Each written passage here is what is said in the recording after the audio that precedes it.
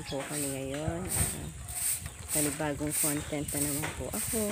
At medyo nahinto po ako ng matagal. Ayan po ang aking kakambal na si Bill Makulets. Nagwawalis po siya. Oh! Wala eh! Ito po dahil umagang kay ganda. Ito po ang iginayak ng aking kapatid na pang-almusal. Ang nilugaw. Yan po. Luya. Ayan lang po tayo.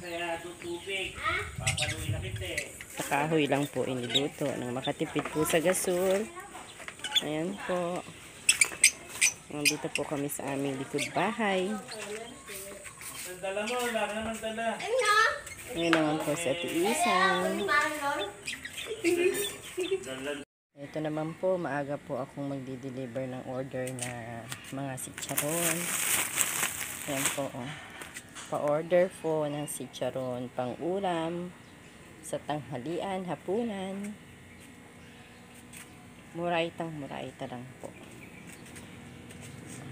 Ito po. Dahil po umaga, kailangan po natin ngayon maglinis ng ating bahay.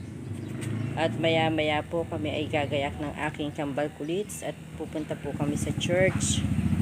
Kami po ay sasamba. Jairo, kaway ka na ako. Si Jairo po. Nahanap ka ng lola mo kanina.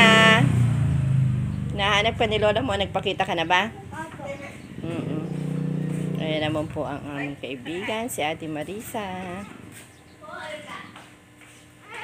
Yan po ang munting ukay-ukaya ng aking kambal kulits. Kamusta po kayong lahat dyan, mga kaibigan na nasa abroad? Ayan po ang jowa ni kambal kulits. Inaayos po ang talong sa sasakyan at bibiyahe po niya sa sangitan. Binibiyahe po niya ang kanyang talong. Naghahakot po siya ng talong.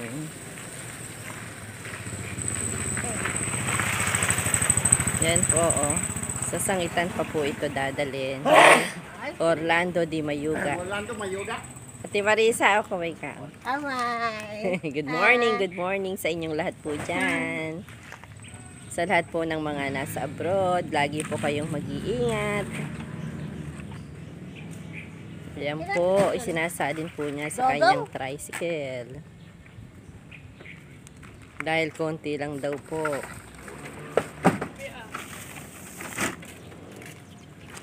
Yan po.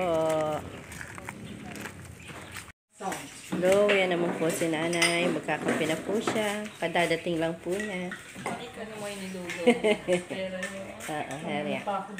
Ayan, Sander, kaway anak ko. Kaway-kaway po. Ayan pa dyan anak. Ayan po, kumakain po si Abay ng nilugaw. Doon ako kawayo. Marlon.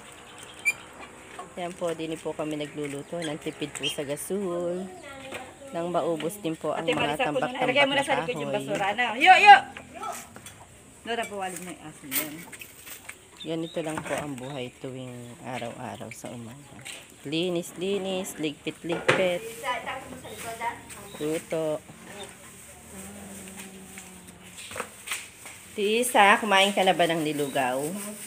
Tapon mo ba yung basura, Tisa? Oo, doon sa likod, ayan. Sinabi mo na ba kay Kuya Ogie mo? Hindi pa. Sige, sabihin mamaya. Hihingi daw niya si Henya. Yung anak niya. O, hige, tapon mo na yung Atisang. Hihiya pa eh. Si Ate Marisa po yan. Mabait. Itapon mo, mabait.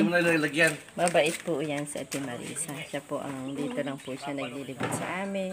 Siya po ang nag-aaliw po sa amin ni Vilma. Ngayon po, maglilibot na po ng lababo. Basta ko lalagyan man. Kaya hindi na yun, no? Huwag yan, ihahanap ko din yung nalalagyan. Hindi na. Mainit eh. Huwag sabi ka, masyadong malaki. Ayan po ang mga ligpitin sa umaga. Hello, good morning. Ngayon po si Kambal Kulits, nagpapakain po ng kanyang alagang mga isda. Yan po ang pangpaalis niya ng stress. Ang kanyang mga alagang fish. Ayan po ang gaganda. Oh. Sana po, kahit po na-stop po kami sa pag-vlog, patuloy niyo pa rin po kaming suportahan ng Kambal Kulits. Don't forget to like, share, and subscribe our YouTube channel, Kambal Kulits. Ngayon pa lang po, nagpapasalamat na po kami sa mga sumusuporta po sa amin sa araw-araw. Thank you very much po sa inyong lahat at God bless po. Bye!